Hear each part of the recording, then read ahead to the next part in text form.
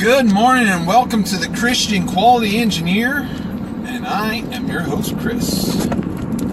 One of the things I noticed about how I'm driving, maybe I should get a tripod that mounts to my dash or something for doing this. Probably be the smart thing to do. Right now, if I do it vertical, you get my face, and I think it's a little more steady. And I can do it with one hand. If I do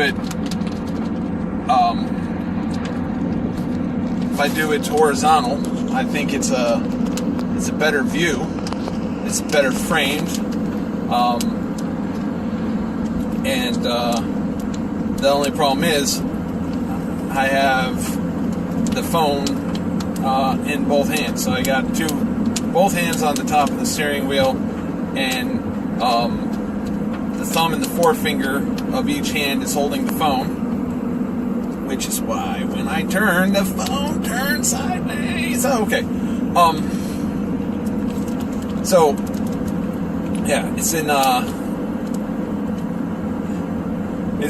between the thumb and the forefinger, while my other 6 fingers are holding the steering wheel with my palm. So when I go around turns, the whole phone turns. Where I don't think it was doing it so much with the vertical format. I do think this framing looks better, but it may be more annoying if you're watching this as opposed to just listening to it as I go around another bend, right? Anyways, also, I don't know if you can tell, my car a couple days ago picked up a miss. I think one of the coils is bad. If you're wondering, no, I'm not driving a super expensive car. It's a 2002 Accord with 218,000 miles on it, and I drive 100 miles a day. It's 50 miles to work and 50 miles home, right? So it's a bit of a drive. I'm putting lots on. I don't want to spend money on a good car. Matter of fact, I really don't like the idea of taking out loans to get cars. I know that kind of hurts my business because if everybody gets... we're going to be getting on the freeway here in a second. Oh, wow, that's a good picture of my finger. But like I said, alright, turn on to the entrance ramp and accelerate down the acceleration lane. And I'll keep looking over my shoulder so I don't hit anyone. Yeah, if I had a tripod, this would be a lot easier. There we go. I guess I could hold it one-handed. It's not too bad. Again, a good thing there's not a lot of traffic out here in the boonies. I know there's a lot of other places that are way more barren and abandoned than this.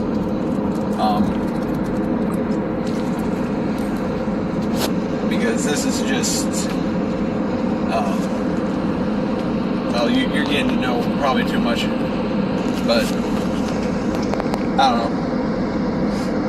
Is it bad to, I'm driving somewhere between, I mean, people are going to figure out where I work and where I live eventually. It's not going to be hard. You know my name. You know I'm a quality engineer that makes spoilers, right? So, you know, I'm in Ohio. Well, on top of that, I'm in Northern Ohio. So there's not many places that do that in Northern Ohio. So, yeah, so I'm driving right around Cedar Point, which, if you're into that sort of thing, I'm not, is the roller coaster capital of the world by far. No questions. Nobody beats it. But if you don't like roller coasters, they do have stuff for kids. It's pretty entertaining. But we're not doing an advertisement for Cedar Fairs or Cedar Point. We're talking about Christianity and quality engineering. And I was listening to my absolute favorite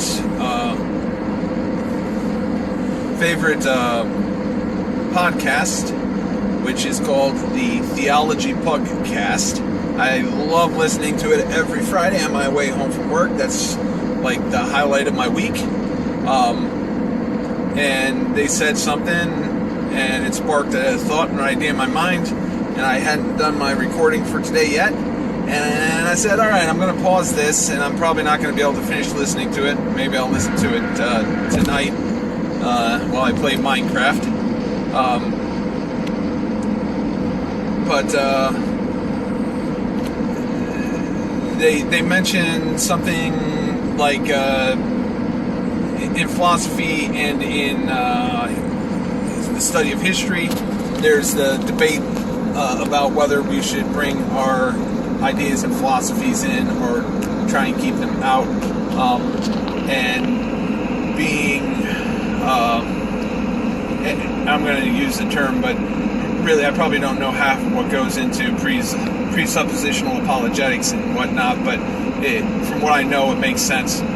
So anyways,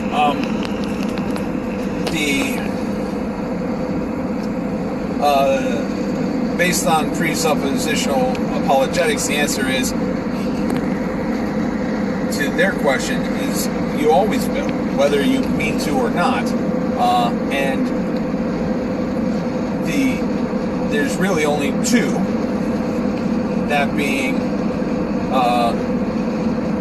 the thoughts and ideals of a Christian and thoughts and ideals of a non-Christian, and it's really a Venn diagram that the two circles have absolutely nothing overlapping, unless you're talking about all those liberal Christians that don't take the Bible seriously. But they don't count, because if you ask me, they really fit into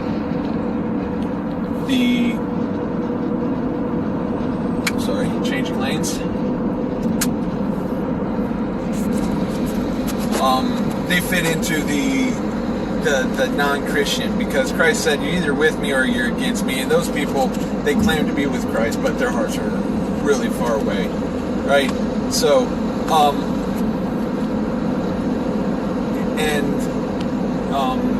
Tom Price said it's not just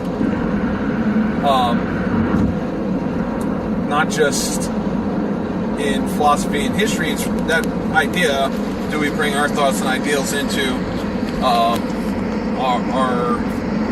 our field? Is really going into everywhere, and I think that's part of the CRT and all that stuff. Which, I'm not getting into that. I'm pretty sure you can tell by who I listen to where my thoughts are on that. But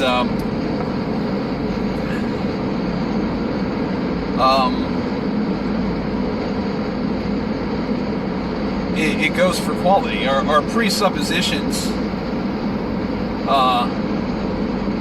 do go into how we do quality engineering.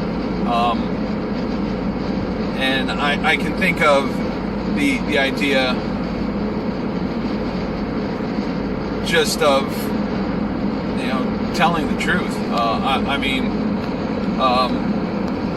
I've worked with plenty of people, and all of them, to varying degrees, will submit bad or fraudulent data just to get through PPAP, and they all make different excuses for what they consider bad or fraudulent. And I obviously, being a Christian, think you need to get, you really need to follow the quality process up front, and get that stuff out there in the open and addressed so much early on, because you don't want to get in that situation where it's either submit adjusted, tweaked, modified, massaged data, or you don't PPAP. You want to be way out in front of that. You want to get, your first shots you want to be measuring those, and anything that's out, you want to have a really good plan to get that back into place. And if you don't think you can get it back into place, then you have to start asking for concessions early. The earlier you can ask for concessions, the earlier you can figure out what's going on, the better it's going to be. And quite honestly, I think, and I'm not trying to throw anyone under a bus, or say I'm that much better than anyone, because I'm not. I really am not.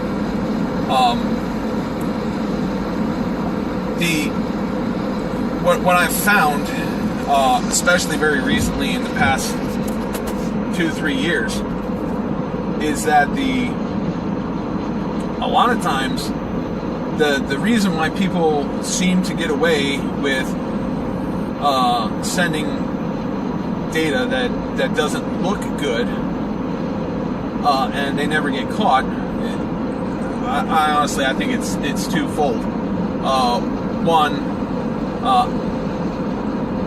I think the tolerances that the OEMs ask for are just flat out ridiculous, and I get they need to be to some extent because of stack up. If you start down at the wheels and you build up and out, a mil for every part, 10 parts, now you're out 10 mils all the way at the end, and stuff's not going to fit together, right? But the difference in the gaps and flushness for a lot of this stuff, because at least in my career, because most of the stuff I work with is the last piece of the puzzle. You're doing interior trim, exterior trim, that type of stuff. That's the last piece, right? So all the tolerance is ate up before it even gets to me, right? But the final customer isn't going to notice a mill out. They might notice 3 mils out, but they're not going to notice a mill out. And half the time, our tolerance is plus or minus half a mil. There's no way anybody's going to see that with the naked eye. At least that's my opinion. I'd like to see a study done on that. Maybe we could use that study to push back against the OEMs. But yeah, so that's reason number one why people are able to get away with this. And I'm sorry, this one's going really long. But I hit a topic that I like, right? So then the other reason why people get away with it is because a lot of times the issue isn't with the part itself, and it fits fine on the vehicle. It's with the gauge, but the gauge seems to always be a secondary thing. People don't think about or look at it very much, and they just kind of trust the gauge shop. They trust the third-party cert that everything's in spec and good, and they don't really notice how everything really plays together. I don't think we need to tighten up our gauge R&R standards. I'm not saying that. I would think that a lot of times the gauge R&Rs aren't as accurate as people make them out to be. Again, not trying to say that everybody's doing this or this is how it is, but in the industry, people are fudging numbers for capability, and they're fudging numbers for gauge R&Rs. I've seen it at a bunch of places. And obviously, that's not right, but again, they're not always catching the parts, right?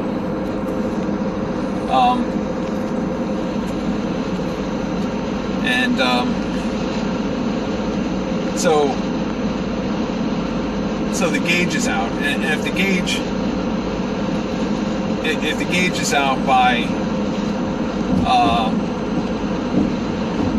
I don't know 0.01, that eats into your tolerance. If you've got a half a mil, that's a tenth of your tolerance is being wasted by the datum on the gauge being out. But people look at it and like, oh, it's only out by 0.01 millimeters. That's not going to affect the outcome very much. Yeah, until you're looking at the part on the gauge and it says it's they said tolerance is plus or minus 0.5 and you're sitting at 0.51. So what do people do? We'll just round down. Okay. I mean, that's way around it. But I don't know. I don't feel right doing that, right? I don't feel like rounding down. There's a reason why there's 2 decimal points, right?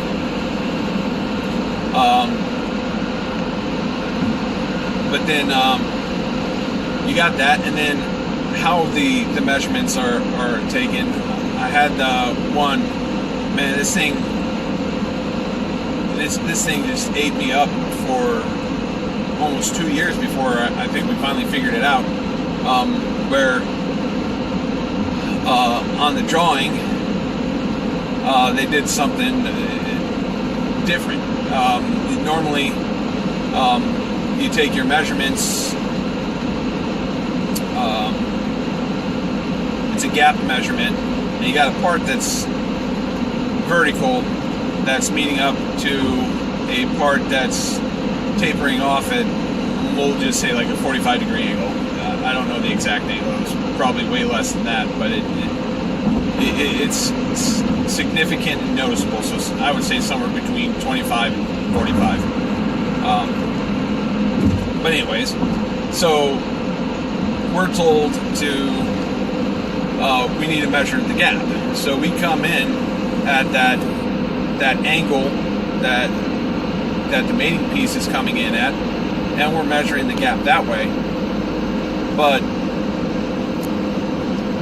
here it turns out that the actual measurement that they're looking for is just the up-down. The way the drawing was written, the way they measure it, because on the vehicle they're just going in there with feeler gauges. And here we're coming in, which, if you're using the feeler gauge, you're coming in parallel to the ground and checking it that way. And they're like, well, we're not seeing it on the car, but it's in your data, so we're a little bit concerned about that. And we would like to get that resolved before we can close out this PPAP. You do some thinking and some looking, and you're like, oh, this is how you're measuring it, parallel to the ground. Gotcha. You rotate that up. Coming in at that angle, it was really messing us up, and straighten that out and fix it. Other times we had a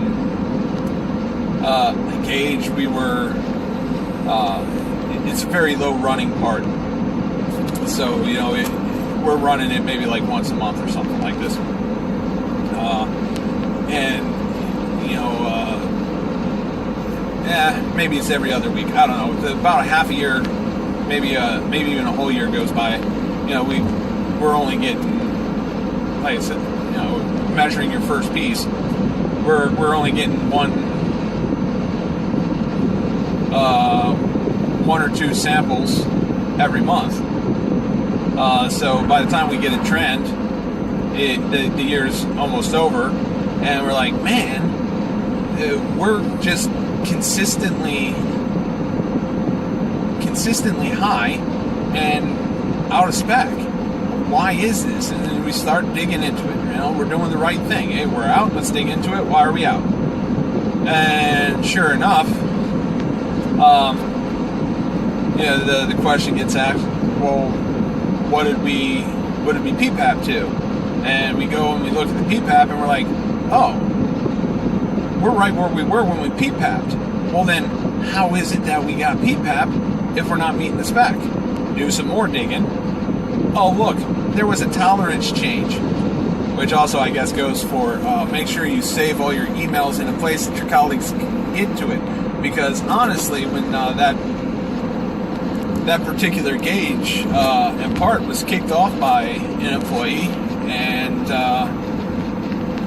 he left the company. He moved on. He got a great job. He became a quality manager. He's a great guy. I liked working with him, right?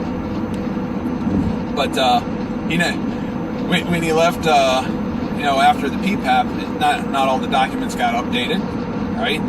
And no fault of his, no fault of anyone's, and it just kind of fell through the crack. That's what happens. But like I said, he was a phenomenal guy, and he did save the emails in with the program folder.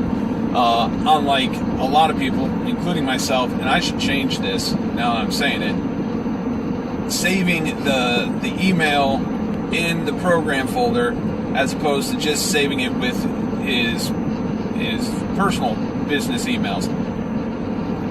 If I had another guy who saved everything in his personal emails, thinking they would be there forever, well, he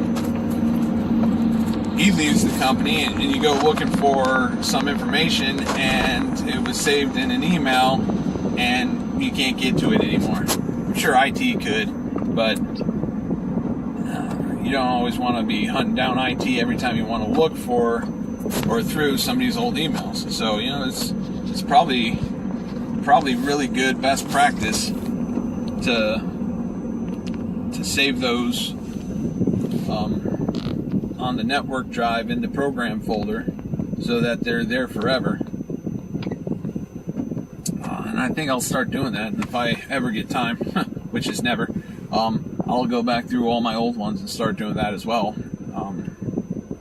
Just because it'll save somebody some hassle in the future. But 22 minutes. That is a lot.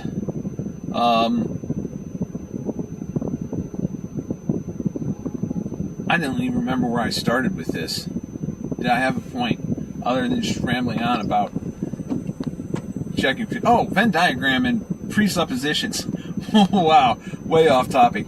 Anyways, maybe I'll come back to it. But the main point is having a Christian worldview and realizing what that means for your work.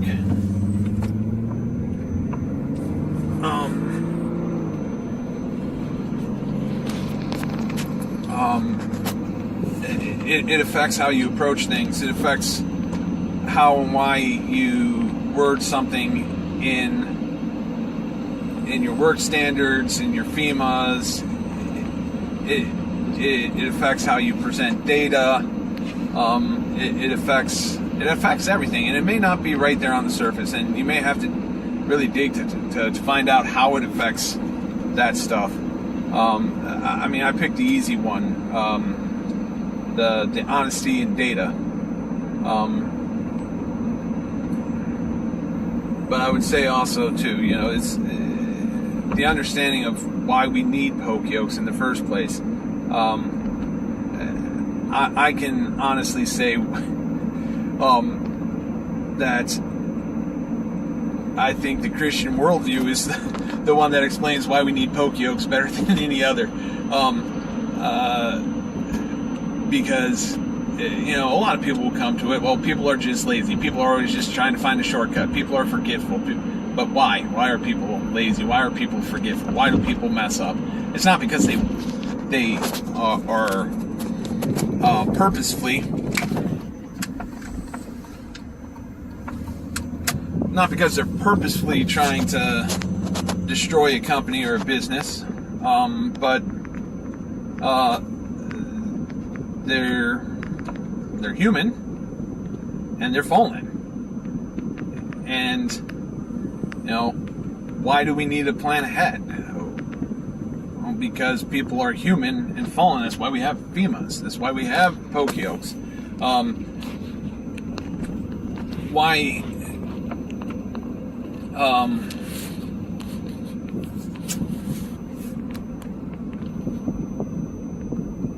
I don't know.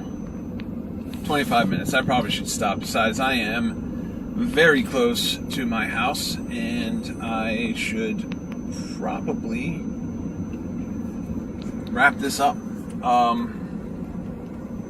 And I'll talk more about how presuppositions affect quality in a future episode. So stand by, and I will. Like, share, subscribe, all that good stuff. But the best stuff, commit your work onto the Lord. Thanks.